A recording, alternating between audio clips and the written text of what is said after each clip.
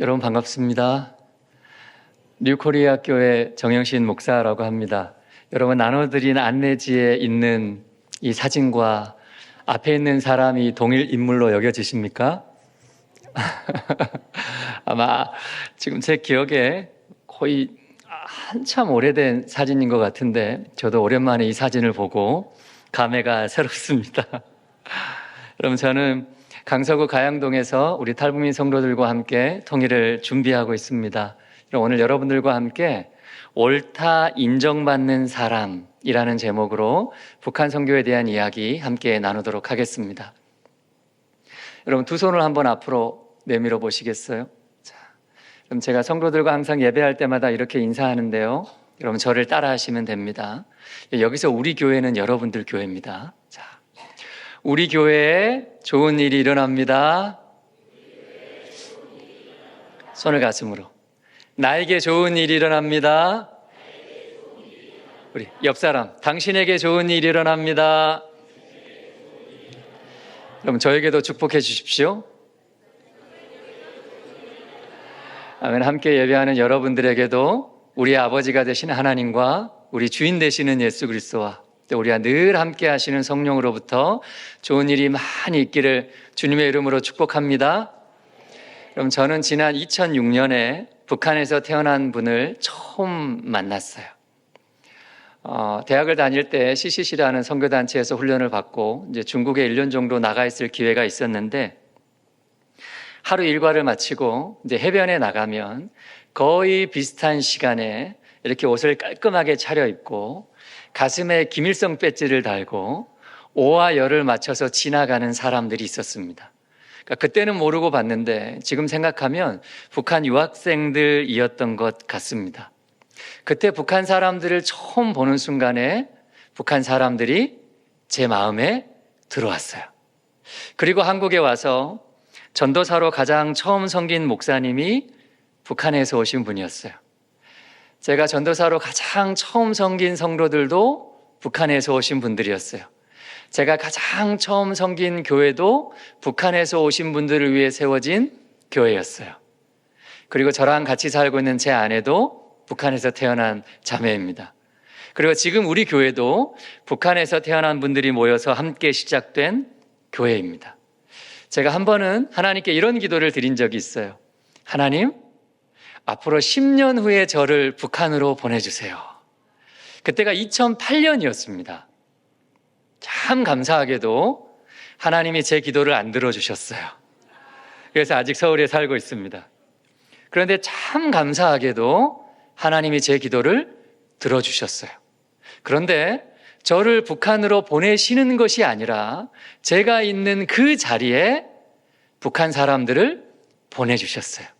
그래서 제가 살고 있는 그곳이 또 다른 북한이 되게 하셨습니다.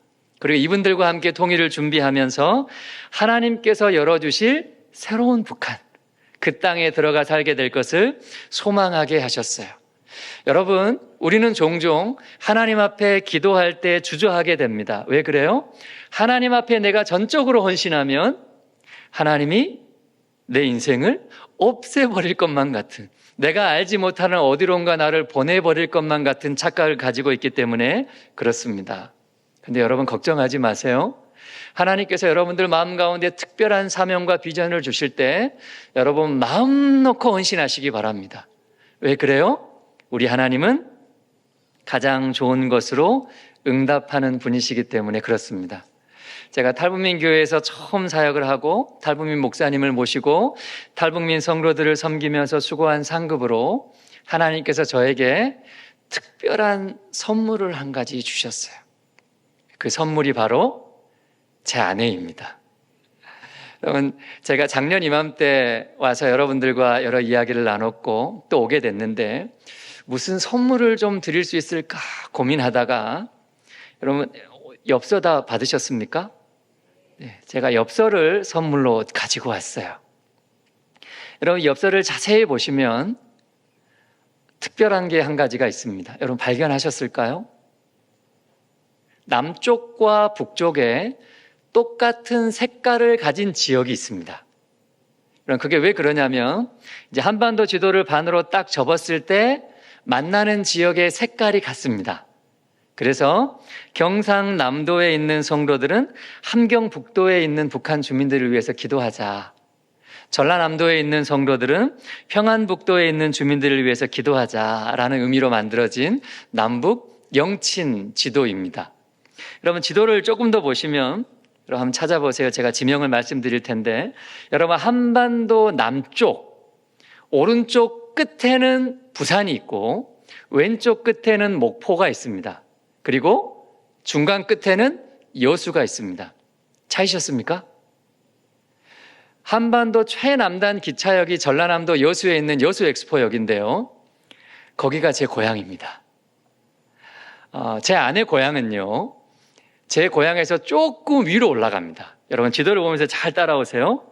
여수에서 대전을 지나서 서울을 지나서 평양을 지나서 백두산을 지나서 북한 맨 꼭대기에 보면 함경북도 온성이라는 곳이 있습니다. 찾으셨습니까? 한반도 최북단 기차역이 함경북도 온성에 있는데요. 거기서 제 아내가 태어났습니다. 여러분 보세요. 북쪽 끝에서 태어난 자매와 남쪽 끝에서 태어난 형제가 대한민국 서울에서 만나서 결혼을 했어요. 여러분 드라마 같죠? 저희가 우스갯소리로 나중에 통일되고 명절날에 양쪽 왔다 갔다 할 생각하면 벌써부터 눈앞이 까마득하다 이런 이야기를 합니다. 작년에 저희 막내가 초등학교에 들어갔어요. 기도 제목이 또 하나 생겼습니다. 하나님, 저희 막내 아이는 엄마 고향 함경북도 온성에서 초등학교를 졸업하면 좋겠습니다. 올해 얘가 2학년이 됐습니다. 몇 년 남았어요? 4년 남았습니다. 여러분 하나님께서 4년 안에 북한 땅에 선한 일을 행하시면 저희 꼬맹이 전학시키려고 마음에 준비를 하고 있어요. 여러분 우리가 북한 선교라고 하면 너무나 멀게 느껴지는 거예요. 내가 할 일이 아닌 것 같은 것입니다. 북한에 특별한 연고가 있는 사람만 하면 될 것 같은 거예요. 그런데 가족의 일이 되면 마음가짐이 달라집니다. 여러분, 우리가 남입니까? 아니죠. 여러분 하나님께서 저와 여러분들을 한 가족으로 불러주신 줄 믿습니다. 한 형제로 불러주신 줄 믿습니다. 그래서 여러분 우리는 북한을 위해서 기도할 때요. 얼굴도 모르는 북한 동포를 위해서 기도하는 것이 아니라 아직도 북한 땅에 남아있는 내 형제를 위해서, 내 가족을 위해서, 그리고 내 부모를 위해서 기도하는 것입니다. 그래서 북한과 북한 주민들을 어떤 존재로 인식하느냐에 따라서 우리의 북한 선교는 완전히 달라지는 거예요. 여러분 오늘 본문에는요, 한 사람을 대하는 극명한 두 가지 관점이 나옵니다. 우리가 너무 잘 아는 선한 사마리아인의 비유인데요. 여러분 오늘 본문에 세 종류의 사람이 나오죠. 어떤 사람이 나옵니까? 강도 만난 사람, 도와준 사람, 안 도와준 사람. 여러분 이렇게 세 가지 인물이 오늘 본문에 등장하게 됩니다. 여러분 오늘 이 비유를 보면서 내가 바로 강도 만난 사람이다 라고 적용해버리면 문제가 심각해집니다. 나를 도와준 사람은 좋은 사람이 되고 나를 안 도와준 사람은 나쁜 사람이 되는 거예요. 여러분 우리가 흔히 북한 주민들을 강도 만난 사람에 비유하는데요. 강도 만난 사람의 눈에는 북한을 품고 기도하는 성도는 좋은 성도가 되고 북한 선교 안 하는 교회는 잘못된 교회가 됩니다. 여러분 우리가 신앙생활을 하는 가운데 이런 눈으로 주변을 판단할 때가 참 많지 않습니까? 내가 강도 만난 사람이 되어서 상대방에게 다가가면요. 상대방은 고민하게 됩니다. 도와줘야 되나? 안 도와줘야 되나? 여러분 그렇다고 해서 나는 강도 만난 사람이 아니다 이렇게 적용해버려도 문제가 심각해집니다. 왜 그래요? 우리는 모두 은혜가 필요한 사람들이기 때문입니다. 세상이라는 강도의 위협으로부터 언제나 무방비하게 노출되어 있는 사람들이기 때문입니다. 나는 강도 만난 사람이 아니다 라는 생각으로 상대방에게 다가가게 되면요, 우리는 늘 도움을 주는 위치에 서 있게 됩니다. 그러면요, 자기도 모르는 사이에 상대방을 바라볼 때 불쌍하고 처량한 눈으로 바라보는 사람이 됩니다. 여러분, 그 눈빛이 얼마나 싫은지 우리가 다 알고 있잖아요. 그래서 오늘 예수님께서는요, 율법 교사와의 대화를 통해서 오늘날을 살아가는 그리스도인들에게 누가 옳은가에 대한 질문을 던지고 있습니다. 그리고 우리에게 두 가지 답변을 줍니다. 누가 옳은가? 첫 번째, 선을 행하는 바로 그 사람이 옳다라는 거예요. 여러분, 이 당시 유대인들의 생각에는요, 유대인은 옳고 사마리아인은 틀리다라는 생각이 지배적이었습니다. 왜 그래요? 북이스라엘과 남유다의 수백 년 동안 내려오는 상식적인 판단이었기 때문에 그래요. 여러분, 당시의 사마리아인들은요, 과거 북이스라엘 지파의 후예들이잖아요. 다윗의 아들 솔로몬이 죽은 후에 이스라엘이 둘로 갈라지는데 북쪽은 에브라임 지파를 중심으로 북이스라엘이 되고 남쪽은 유다를 중심으로 남유다가 됩니다. 그리고 수백 년 후에 두 나라가 망하게 되는데요, 남유다는 각 지파의 혈통을 유지하면서 내려오잖아요. 그런데 북이스라엘은 이방 민족과 피가 섞여서 내려오게 됩니다. 그래서 남유다 사람들의 마음에는요, 하나님 앞에서 순결을 지켰다는 자부심이 있는 거예요. 그 남유다 사람들이 신약의 유대인들이 됩니다. 이런 자부심이 있는 유대인들은 바로 옆에 사는 북이스라엘의 후예들을 짐승 취급한 거예요. 남유다의 혈통인 우리는 옳고 하나님을 배반한 너희는 틀리다. 이것이 바로 그 당시 사람들의 생각이었습니다. 여러분, 이거를 우리가 뭐라고 불러요? 집단 중심의 사고라고 부릅니다. 그리고 이것을 두 글자로 편견이라고 불러요. 여러분, 오늘 예수님께서는요, 그것을 건드신 거예요. 유대인이 옳은 것이 아니다. 그렇다고 해서 사마리아인이 옳은 것도 아니다. 특정 집단이 옳은 것이 아니라 선을 행하는 바로 그 사람이 옳다. 사회적인 편견을 깨뜨리신 거예요. 그래서 유대인으로 오신 예수님은 아무도 상종하지 않는 사마리아인들을 찾아가셨어요. 죄인들과 함께 앉아서 식사를 하셨어요. 세리와 창녀의 집에 들어가셨습니다. 그리고 오늘 우리에게도 찾아오셨어요. 여러분, 우리가 만난 복음은요, 편견이 없습니다. 우리가 북한을 품고 기도하다 보면요, 수많은 편견을 마주하게 됩니다. 이제 그 중에 대표적인 것이 왜 북한 선교를 해야 되는가? 그리고 북한 선교는 아무리 해도 열매가 없다라는 것입니다. 여러분, 이것이 바로 북한 선교회 안에 있는 대표적인 편견이고 선입견이라는 거예요. 여러분, 저는 지난 17년 동안 북한과 관련된 참 많은 분들을 만났어요. 그런데 이상하게 북한 선교회 현장에 있는 참 많은 교회와 성도들에게 좌절감이 있는 거예요. 그리고 그 마음이 지쳐 있는 것입니다. 도대체 언제까지 이 사역을 붙들고 기도해야 되나라는 마음의 부담감이 있는 것을 발견하게 됐어요. 그리고 동시에 이해되지 않는 한 가지 사실을 발견하게 됐습니다. 혹시 여러분들 중에도 이제 이런 분들이 있는지 한번 생각해 보십시오. 오랫동안 북한을 품고 기도해온 분들이 정작 한국에 와 있는 북한 사람들에게는 관심이 없더라고요. 저는 이게 너무 이상했어요.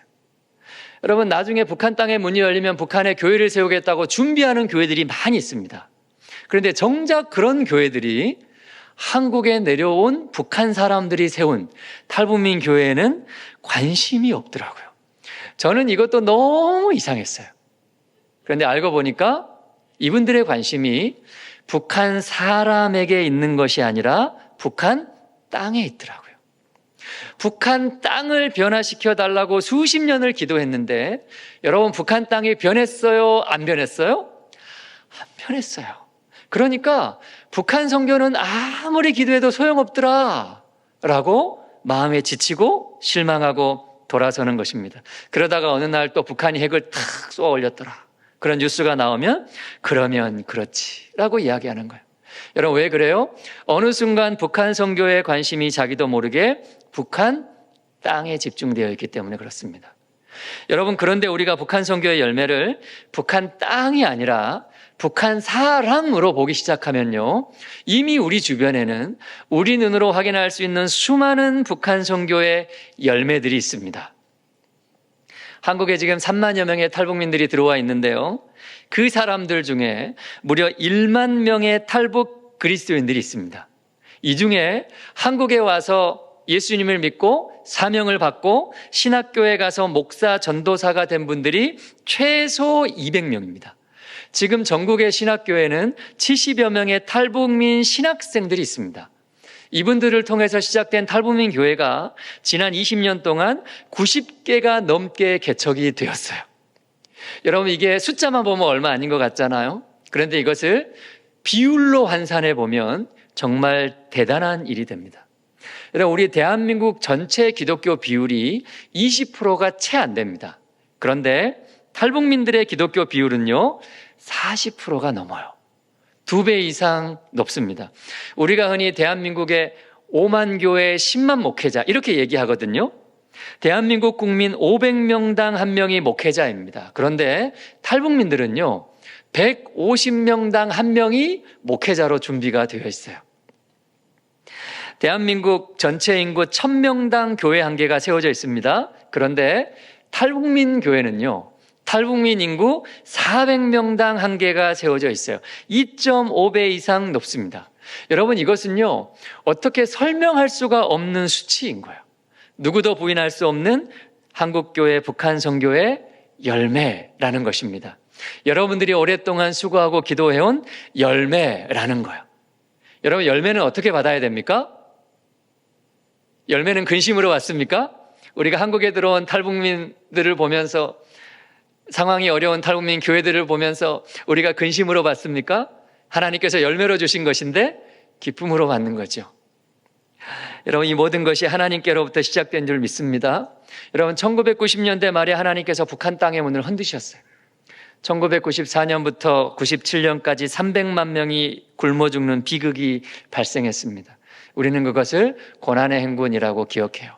그런데 하나님께서는요, 그 틈에 수많은 북한 사람들을 북한 밖으로 내보내 주셨습니다. 그리고 그때부터 북한 선교는요, 북한 땅을 통한 선교가 아니라 북한 사람을 통한 전도가 가능한 시대를 열어주셨어요. 여러분, 이제 다음 달 주빌리 예배부터 이제 북한에서 오신 탈북민 목회자들이 이제 계속해서 북한에서 살아왔던 이야기들, 또 한국에 오게 된 이야기들을 간증하게 될 텐데요. 여러분, 우리가 TV에서만 보더라도 많은 탈북민들이 북한에 남아있는 가족들과 전화통화를 하고 있다는 이야기를 듣잖아요. 여러분, 지도를 보시면, 이런 백두산을 한번 찾아보시면 백두산 위로는 두만강이 흐르고 아래로는 압록강이 흐릅니다. 그래서 압록강, 두만강 연선에 중국 전파가 들어가기 때문에 중간에 브로커가 중국 핸드폰을 가지고 들어가서 한국에 남아있는 가족들과 전화 연결을 합니다. 그리고 가족들의 형편을 듣고 브로커를 통해서 생활비를 보냅니다. 중간에서 브로커가 수수료를 떼겠죠? 수수료 30%. 한국에서 100만 원을 보내면 70만 원 정도가 들어가게 되는 거예요. 국경의 경비가 삼엄해지면 브로커의 수수료가 올라갑니다. 그럼 북한에 남아있는 가족들과 한국에 와 있는 탈북민 가족들이 전화통화할 때 어떤 대화를 할까요? 한 번은 잘 아는 분이 북한에 있는 어머니와 전화통화를 하는데 복음을 전하고 싶은 거예요. 여러분, 짧은 시간에, 그리고 또 전파 탐지가 되고 또 감시의 위험이 있기 때문에 꼭 필요한 말만 하고 전화를 끊어요. 그래서 짧은 시간에 어떻게 어머니에게 복음을 전할까 고민하다가 이분이 이렇게 얘기한 거예요. 어머니, 어렵고 힘든 일이 있을 때마다 하나님 도와주시오 하시오. 다른 이름 다 잊어버려도 하나님 이름 석자만 기억하시오 한 거예요. 그랬더니 북한의 어머니가 가만히 듣고 있다가 이러더랍니다. 아이고, 걔는 또 누구라니. 여러분, 이해하셨습니까? 하나님이 누군지, 교회가 뭔지 아무것도 모르는 어머니이지만 딸의 입을 통해서 한 번, 두 번 복음이 들어가면 어느 순간에 성령께서 역사하시는 것입니다. 오래전에 저희 교회 예배가 끝났는데 성도님 한 분께 중국 번호로 전화가 걸려 왔어요. 함경북도 청진에 있는 언니였습니다. 생활이 어렵다는 이야기를 듣고 이제 얼마를 모아가지고 보내주기로 했어요. 그러고 나니까 우리 집사님이 언니한테 이런 얘기를 하는 거예요. 언니, 내 한국에 와보니까 우리가 그동안 학습받은 거랑 다릅디다. 교회 가보니까 마음의 짐이 내려갑디다. 우리 기도하고 있으니까 곧 좋은 날이 올 겁니다. 그때까지 죽지 말고 살아있으시오 하는 거예요. 여러분, 이게 전도입니다. 가족의 입을 통해서 가족들에게 전해지는 복음 전도. 여러분, 지금은요, 이것이 가능하다라는 거예요. 탈북민들을 통해서. 그래서 탈북민 한 사람이 한국에 와서 예수님을 믿고 변화되면 북한 땅에는 놀라운 일이 일어나는 것입니다. 여러분, 한국에 와 있는 3만 명의 탈북민들이 북한에 있는 가족들과 일일이 전화 통화를 하고 한국의 소식을 전한다고 한번 상상을 해보세요. 북한에 남아있는 가족을 4명만 잡아도 10만 명입니다. 친척들을 10명씩만 잡아도 100만 명이에요. 그러니까 북한 주민 100만 명이 통일이 되기 전까지 복음을 듣고 한국 소식을 듣고 굶어 죽지 않고 살아남을 수 있는 방법이 있습니다. 바로 탈북민 성도들이에요. 그리고 탈북민 교회입니다. 여러분, 한국 교회가 무엇을 한들 북한 주민 100만 명을 변화시킬 수 있겠습니까? 하나님께서는요, 북한 땅을 변화시키기 위해서 북한 사람들을 사용하신다라는 것입니다. 그리고 통일 한국을 통해서 열방의 새 일을 행하시는 것이에요. 그래서 북한을 품고 기도하는 우리는요, 북한 땅이 아니라 북한 사람을 보는 것입니다. 세상의 편견과 관행을 뛰어넘는 것입니다. 땅을 보고 실망할 것이 아니라 하나님이 사람을 통하여 행하신 일을 보고 소망을 품는 거예요. 여러분, 한국에는 3만 명이 넘는 탈북민 이웃들이 들어와 있어요. 하나님께서 북한 땅의 문을 여실 때 이분들을 선하게 사용하실 텐데, 하나님께서는 과연 이분들에게 어떤 기대를 가지고 계실까? 만약 저에게 탈북민들의 가능성을 한 문장으로 말해보세요 라고 이야기한다면 저는 딱 이렇게 말씀드릴 수 있어요. 북한 사람들은 상식을 뛰어넘는 사람들입니다. 여러분, 상식을 뛰어넘는다는 말이 무슨 말일까요? 2008년에 이런 일이 있었어요. 그 당시에 제가 섬기던 탈북민 목사님이 미국 한인교회에 초청을 받아서 집회를 이제 갈 기회가 있었습니다. 한 2주 정도 갔다 와서 저를 부르시는 거예요. 전도사님, 다음 달에 부시가 한국에 온대. 그 당시 미국 대통령 부시입니다. 부시가 한국에 온대. 부시를 우리 교회에 초대하자. 그러는 거예요. 그래서 제가 속으로 부시 경호원들만 와도 우리 교회 꽉 차겠다. 근데 목사님이 하자고 하니까 예, 알았습니다. 목사님 한번 해보죠. 초청장을 썼어요. 그리고 그걸 이제 영어로 바꾸는데 문제가 하나 있는 거예요. 이 초청장을 어떻게 백악관에 보낼 수 있는가? 여러분, 우체국에 붙이면 갈까요? 그런데 목사님이 미국에 있는 동안에 그 당시에 예정에도 없던 당시에 크리스토퍼 힐 차관보를 만나고, 그리고 지금은 돌아가신 부시 대통령의 장애인 정책 차관보 강용호 박사님을 만나고 상원 의원을 만나고 하원 의원을 만나고 돌아오신 거예요. 그래서 우리가 쓴 편지가 정말로 백악관으로 들어갔어요. 그리고 얼마 안 있어서 답장이 왔습니다. 초대해 주셔서 감사합니다. 그런데 많은 일정들이 잡혀있기 때문에 힘들 것 같습니다. 다음에 기회가 있기를 바랍니다. 더 화이트하우스 워싱턴. 여러분, 미국 대통령을 초대하려고 초청장을 보낸 교회는 탈북민 교회밖에 없을 거예요. 여러분, 이것이 탈북민들의 가능성이에요. 상식을 뛰어넘는 사람들을 하나님께서 어떻게 사용하시는 줄 아세요? 상식이 통하지 않는 곳으로 보냅니다. 여러분, 그것이 바로 선교지예요. 여러분, 하나님께서 북한 사람들을 우상의 장벽을 뚫어내는 바울과 같은 복음 전도자로 사용하실 것입니다. 지금 우리 교회가 바울과 같은 사람 10명, 100명을 준비하고 있다고 생각해 보세요. 얼마나 놀라운 일입니까? 그래서 우리가 편견을 벗고 하나님의 관점에서 상대방을 바라보기 시작하면 또 다른 새로운 세계가 열리는 것입니다. 그런 사람들을 향해서 예수님께서는 편견 없이 선을 행하는 내가 옳다라고 말씀하시는 것입니다. 누가 옳은가? 두 번째는요, 손해보는 사람이 옳다라는 거예요. 여러분, 오늘 강도 만난 사람을 모른 채 하고 지나간 제사장이나 레위인들은요, 그 당시의 상식으로 볼 때 당연한 행동을 한 거예요. 왜냐하면 이 사람들은 제사의 직무를 담당하는 사람들이기 때문입니다. 이 사람들이 일상생활을 하는 가운데 부정한 것을 가까이 하거나 더러운 것을 만지거나 피가 묻거나 하게 되면 본인이 맡은 직무를 수행할 수가 없게 됩니다. 조상들로부터 내려오는 자신들의 직무를 성실하게 수행하기 위해서 모른 채 하고 돌아간 거예요. 행동이 이해가 되는 것입니다. 그런데 이 사람들이 왜 비난을 받지요? 부정한 것을 가까이 했다고 해서 직분 자체를 박탈당하는 것은 아니었기 때문입니다. 일정 기간 격리한 후에 다시 직무에 참여할 수 있는 정결 규례가 있기 때문이에요. 부정한 것은 시간의 문제였어요. 여러분, 오늘 본문의 제사장과 레위인들은요, 바로 그 시간을 손해보려고 하지 않은 것입니다. 자신이 맡은 직무, 자신의 역할, 자신의 권위를 손해보려고 하지 않은 거예요. 반면에 사마리아인은 다르게 행동합니다. 잠깐 멈춰서서 상처에 포도주를 붓고 소독하고 기름을 바르고 싸맨 후에 가까운 여관으로 데리고 가죠. 여기서 끝이 아니에요. 여관 주인에게 돈을 얼마 줘서 자기가 돌아올 때까지 보살펴달라고 맡기고 가게 됩니다. 여러분, 제사장과 레위인은요, 시간을 손해보지 않기 위해서 그냥 지나갑니다. 그런데 사마리아인은 시간을 손해볼 뿐만 아니라 재정까지도 손해봅니다. 그 이상을 한 거예요. 손해보는 사람이 옳다.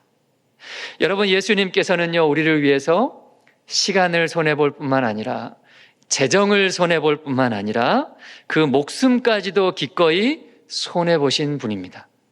오늘 죽어가는 사람을 살리기 위해서 손을 베푼 사마리아인의 모습을 통해서 예수님 자신의 모습을 비추고 계신 거예요. 죄인들을 살리기 위해서 십자가에 달려 돌아가신 예수 그리스도, 우리를 구원하기 위해서 기꺼이 인생 전체를 내어주신 예수 그리스도, 삶의 모든 것을 손해보신 예수님이 오늘 우리에게 말씀합니다. 손해보는 사람이 옳다. 여러분, 바울 사도가 말씀합니다. 우리는 옳고 그름을 판단하는 사람이 아니다. 여러분, 우리는 판단하는 사람이 아니라 선택하는 사람들이라는 거예요. 북한 땅에 잃어버린 영혼들을 바라볼 때 선을 행하며 기꺼이 손해볼 것인가, 아니면 방관할 것인가. 여러분, 이것을 우리 신앙생활에 그대로 가지고 올 수 있어요. 여러분, 성도가 교회를 위해서 수고하고 애쓰는 것은요, 선을 행하는 것이 아니라는 거예요. 이것은 손해보는 것이 아니라는 거예요. 성도로서 당연한 직분을, 당연한 일을 하는 거예요. 오늘 율법교사가 예수님께 질문합니다. 내 이웃이 누구오니까? 이것은 이미 답이 정해져 있는 질문이잖아요. 유대인들의 생각에 같은 유대인들만 이웃인 거예요. 내 직무와 상관이 있는 사람들만 이웃인 거예요. 내가 드리는 제사에 참여하는 사람만 이웃인 거예요. 내 영향력 안에 있는 사람만 이웃인 거예요. 그 외의 사람은 상종할 필요가 없고 시간과 재정을 허비할 필요가 없는 거예요. 그래서 오늘 예수님께서 다시 질문합니다. 누가 강도 만난 자의 이웃이냐? 그래서 여러분, 성도가 선을 행하고 손해보는 것은요, 그 대상이 우리 교회가 아니고 우리 가정이 아니고 우리 소그룹 식구들이 아니고 그냥 남들일 때 성립이 됩니다. 오늘 나와 직접적으로 상관없는 사람들을 향해서, 교회 밖에 있는 이웃을 위해서, 저 멀리 북한 주민들을 위해서, 중국에서 방황하는 탈북자들을 위해서, 탈북민 교회와 탈북민 신학생들을 위해서 기꺼이 선을 행하고 시간과 재정을 손해보는 것입니다. 여러분, 이것을 우리 교회 안에서 쓰는 용어로 바꾸면요, 너희의 지경을 넓히라 라는 이야기가 됩니다.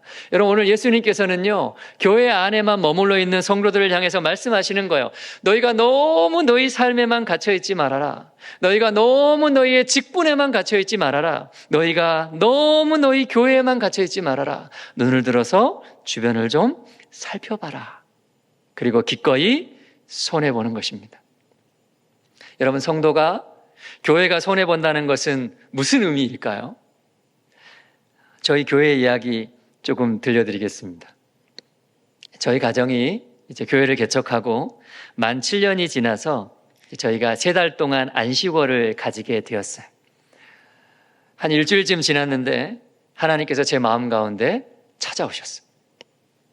전혀 생각지도 못한 감동이 왔습니다. 그게 뭐냐면 빚을 갚아라 그러시는 거예요. 이 빚을 갚아라 라는 감동이 계속해서 제 마음 가운데 일어나는 거예요. 그래서 제가 순간 당황했습니다. 아니, 하나님, 저희가 빚이 없는데요, 매달 임대료 꼬박꼬박 잘 내고 있는데요, 다른 탈북민 교회들 조금씩 돕고 있는데요, 저희가 빚이 없는데 하나님 무슨 빚을 갚으라고 계속해서 이런 마음을 주십니까? 그렇게 며칠을 고민하는데 한 가지가 생각이 나는 거예요. 저희가 2011년에 저희 신혼집에서 첫 예배를 시작을 했습니다.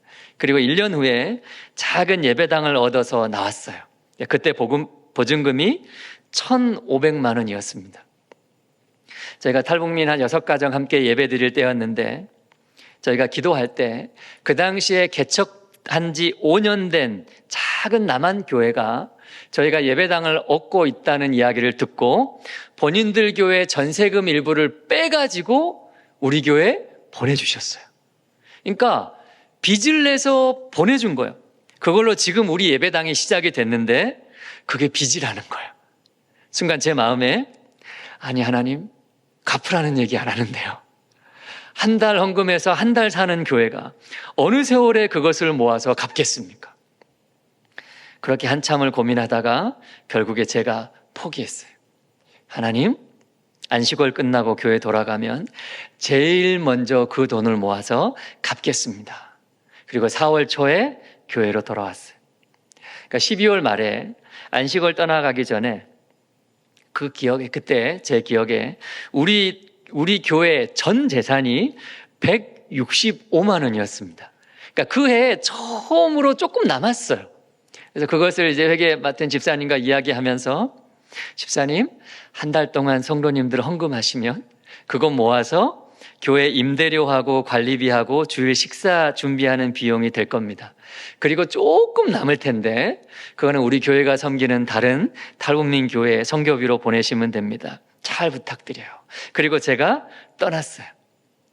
돌아오니까 통장을 보여주는데 자, 깜짝 놀랐어요.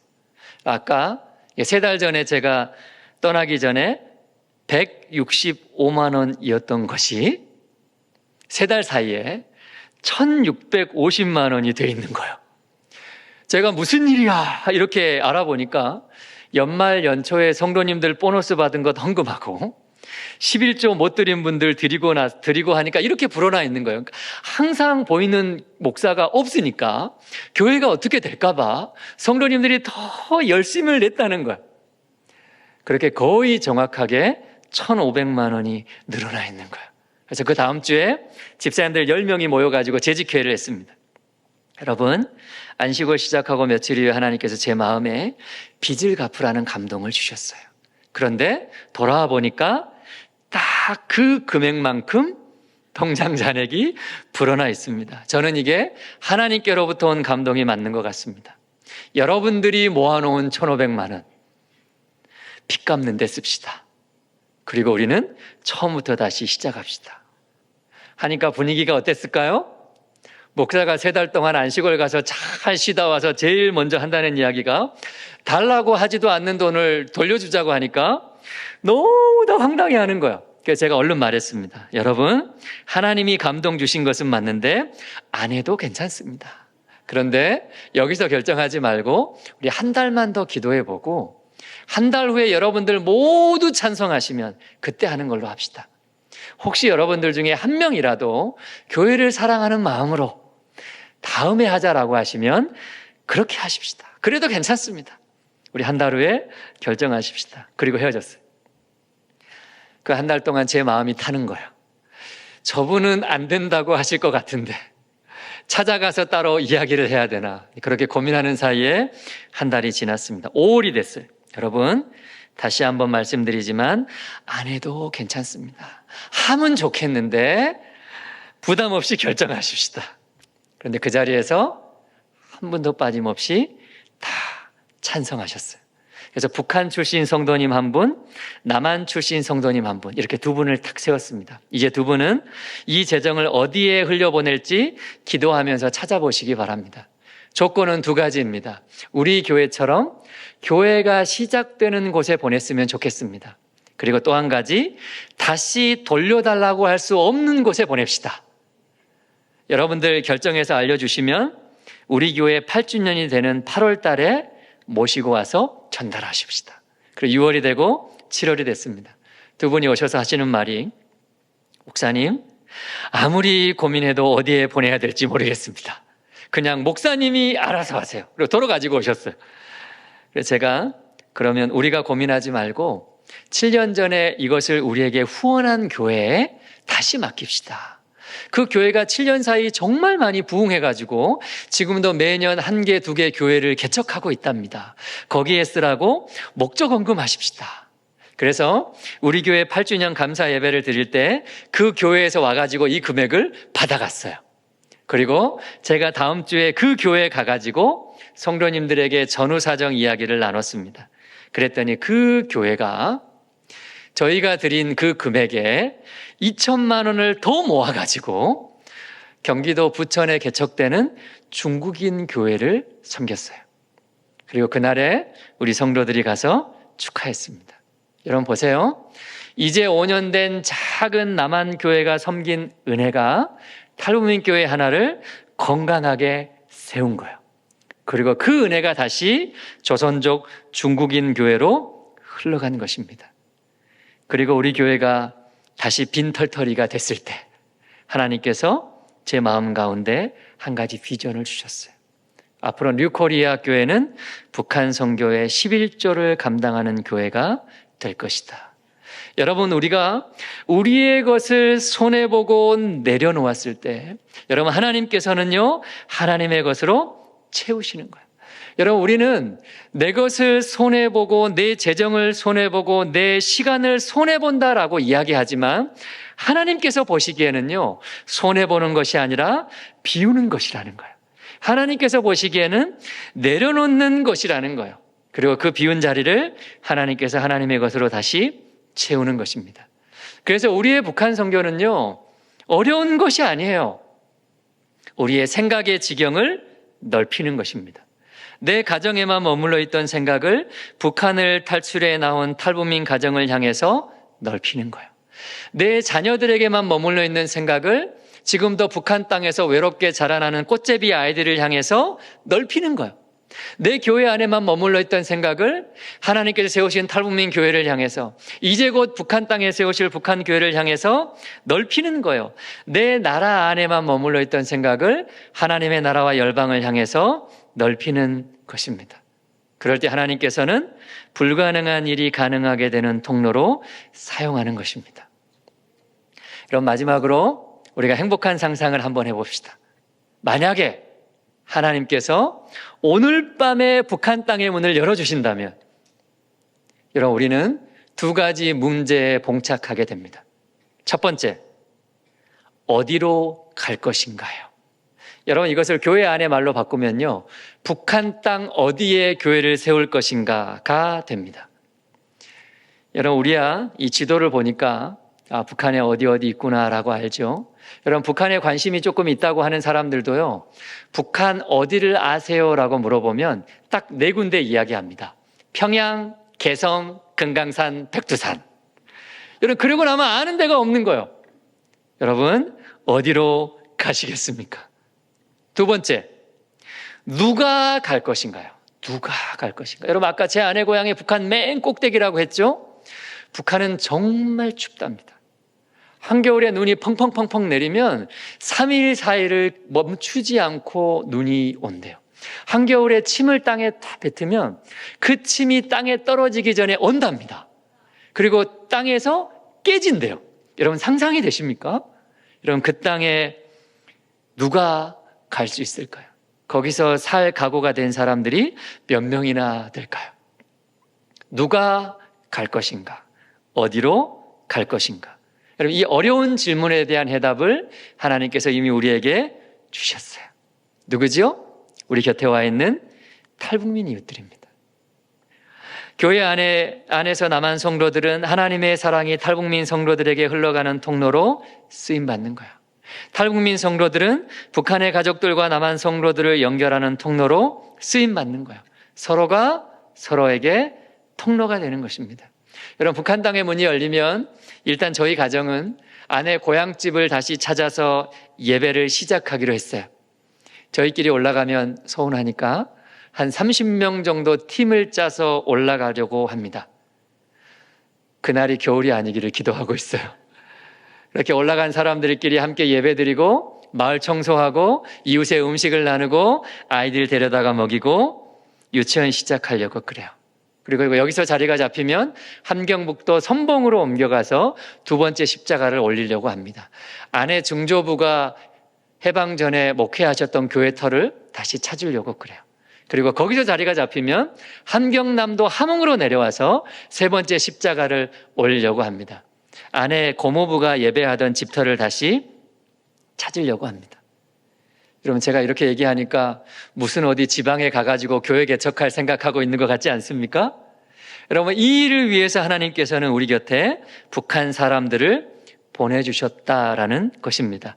한국 교회의 보살핌이 필요한 사람들로 탈북민들이 있는 것이 아니라 하나님의 위대한 과업을 함께 이루어낼 동역자로 보내주셨다라는 거예요. 여러분 우리는 탈북민 이웃들을 통해서 북한 땅이 복음화되는 것을 봅니다. 북한 복음화를 통해 시작될 새로운 통일 코리아를 봅니다. 그리고 통일 한국을 통해 세계 열방이 주님께로 돌아오게 되는 것을 봅니다. 서로가 서로에게 통로가 되는 거예요. 여러분 하나님께서 저와 여러분들을 통로로 부르셨다고 믿습니다. 통로의 사명은요, 선을 행하는 거예요. 편견 없이 선을 행하는 것입니다. 손해보며 선을 행하는 것입니다. 우리가 하나님과 세상 사이를 이어주는 통로가 되면, 우리가 북한과 남한을 이어주는 통로가 되면 그 통로는 마르지 않습니다. 하나님께로부터 내려오는 영원한 무한한 생명수가 우리 안에 가득하게 채워지는 거예요. 그런 사람들을 향해서 하나님이 말씀합니다. 내가 옳다. 북한을 마음에 품고 살아가는 우리에게, 복음을 가진 자로서 어떻게 살아갈 것인가 고민하는 우리에게 오늘 예수님이 말씀합니다. 너도 가서 이와 같이 하라. 그 뒤에 하나님의 칭찬이 있습니다. 여러분 하나님 앞에 칭찬받는 여러분들 되시기를 바랍니다. 하나님 앞에 칭찬받는 서울 강북 주빌리안들이 되기를 주님의 이름으로 축복합니다.